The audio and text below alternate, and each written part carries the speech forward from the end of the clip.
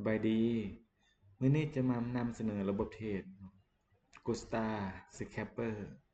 EMA เทรดเนาะมี Step มี Stop มี Stop Loss TP เนาะชัดเจนในการเข้าออเดอร์เนาะ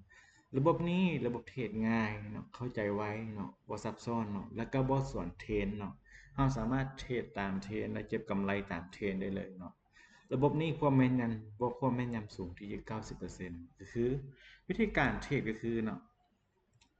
การเทรด5 นาทีคือการเก็บสั้นมีเทรดให้ทุกไทม์เฟรมได้เลยระบบตัวนี้เนาะหนึ่งเขาจะให้สังเกตก็คือง่ายๆก็คือเมื่อเส้นราคาเนาะ EMA ตัดกันเนาะ EMA ตัดกันสมมุติว่าเส้นสีเขียวเส้นสีเขียวตัดลุ่มเนาะ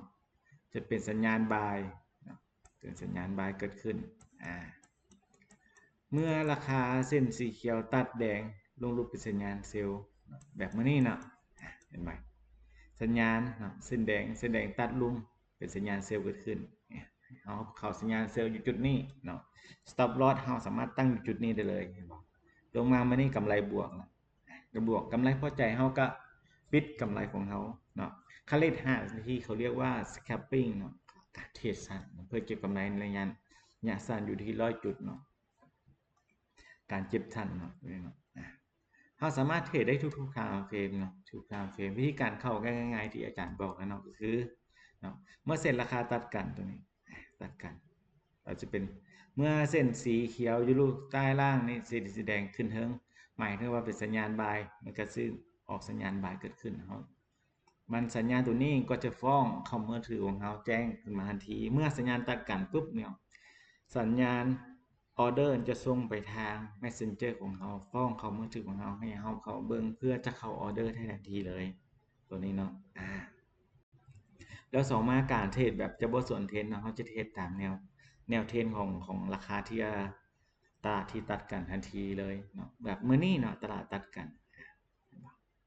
เราสามารถที่จะเข้าออเดอร์จุดนี้เพื่อสร้างกำไรเนาะนี่คือสัญญาณบายตัดแบบนี้เขียวอยู่ลุ่มเนาะเขียวอยู่ลุ่มแดงอยู่เทิงเนาะเป็นสัญญาณบายคันแดงอยู่ลุ่มเนาะเขียวอยู่เทิงเป็นสัญญาณเซลล์ง่ายๆวิธีการเข้าออเดอร์เนาะเราสามารถเทรดได้ไทม์เฟรมอยู่ที่อันนี้มัน15 นาทีเนาะ15 นาทีก็ได้15 นาทีก็เป็นสัญญาณตัดกันบ่ตัดกันจุดนี้มันก็เป็นสัญญาณเข้าออเดอร์นะบ่stop loss อย่างนี้ CP นี้อันนี้ CP ทีเนาะสามารถเทรดยาวเนาะวันนี้30 นาทีเนาะ30 นาทีแปลว่ามันตัดกันอยู่เส้นนี้เป็นสัญญาณบายบอกแต่ว่ายังบ่จบรอบเท่านั้นเมื่อให้สัญญาณมาเจอกันเนาะถึงจะเป็นออกสัญญาณบายหรือเซลล์ได้เราสามารถเทรดยาวได้เนาะเทรด30 นาทีเนาะเทรด1 ชั่วโมงเนาะ1 ชั่วโมงให้บ่อันเราเข้าออเดอร์จุดนี้จุดตัดกันนี่เห็นบ่บวกหลายหมื่นจุดเนาะสมมติว่านี้สัญญาณบายอันนี้สัญญาณเซลล์อันนี้สัญญาณบายบ่ซึ่งตัดกันมันจะมีสัญญาณเข้าแบบชัดเจนเนาะเราจะเห็นกำไรแบบชัดเจนได้เลยเนาะการเทรดคือการรอหาโอกาสจังหวะในการเข้าออเดอร์เนาะแต่อาจารย์สร้างระบบตัวนี้ก็คือจะเข้าออเดอร์แบบมั่นยำเลยครับเพื่อให้เขาบ่พลาดในการเก็บกำไรตัวนี้นะสมมติว่าผู้คนที่ใจห้อนมีเวลาเนาะสามารถเทรดสั้น5 นาทีเนาะ5 นาทีก็คือเมื่อราคาเส้นตัดกันเกิดขึ้นสัญญาณการเข้าออเดอร์ก็จะฟ้องมาทางมือถือของเราเนาะให้เราสามารถเข้าออเดอร์ได้ทันทีเลยเพื่อสร้างกำไรเนาะเก็บแบบ scalping เนาะเทรด5 นาทีเนาะได้เลยตัวนี้เนาะก็คนที่มาเทรดสั้นเก็บกำไรไว้แล้วออกไว้นะสำหรับคนที่มาเทรดยาวให้แนะนำให้เทรดอยู่ที่15 นาทีขึ้นเมื่ออาหาร1 นาที4 ชั่วโมงหรือวัน1 มื้อก็ได้เทรดได้เบิดเลยเนาะวิธีการตั้งสัญญาณแจ้งเตือนให้เราเข้ามาอยู่ที่ให้เราเปิดตัวนี้ก่อนเนาะเดี๋ยวอาจารย์จะลบตัวนี้ออกก่อนเนาะสัญญาณแจ้งเตือนโอเคให้เราเข้ามาที่3 ขีดเนาะนาฬิกาเนาะจากนั้นก็ตั้งเนาะตั้งตัวนี้ให้เรากดข้างตัวบาร์กดตัวนี้ก็ได้ข้างตัวบาร์กดออกสร้างนะ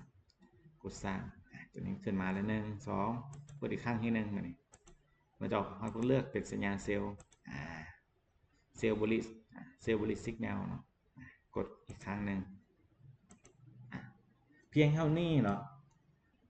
สัญญาณเนาะก็จะแจ้งเข้าทางมือถือของเราเพราะว่าเทคนิคดิวตัวนี้เราล็อกทางล็อกอินทางมือถือทางคอมมันเป็นเข้าเดียวกันอยู่แล้วเนาะเพราะว่ามันจะเชื่อมหากันมันเลยให้สัญญาณที่เราอยู่ในมือถือนะจะแจ้งเตือนให้เราแจ้งเตือนเข้าให้เราแบบออโต้เลยเพื่อให้เราบ่พลาดในการเข้าออเดอร์เนาะเห็นปะแบบตัวนี้สัญญาณคาลงนี่เห็นปะเอากำไรเลยนี่กำไรเขาอาจจะพอใจอาจจะปิดแล้วมันนี่เนาะมันแล้วก็รอหาจังหวะไม่เข้าเนาะเป็นอย่างสั้นการเทรดคือการรอจังหวะในการเข้าออเดอร์ที่แม่นยำเนาะ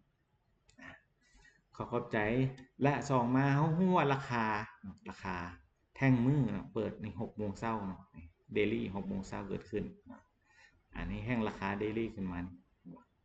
ราคามันจะไหลลงมามือหนึ่งคู่กันเลย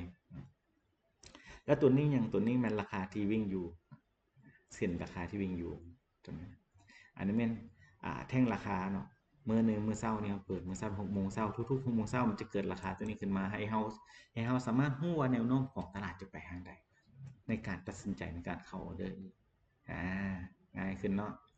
โอเคสำหรับผู้สนใจไม่ทักหาอินทีมงานเอโกสตาของเราเนาะแล้วถามเงื่อนไขการใช้งานเนาะขอบใจเนาะสำหรับผู้อยากเห็นรู้เพิ่มเติมอีกบ่โดนเฮาจะได้จัดคอร์สเรียนเนาะเพื่อฝึกอบรมให้นักเทรดเป็นนักเทรดเป็นมืออาชีพเนาะสามารถเก็บกำไร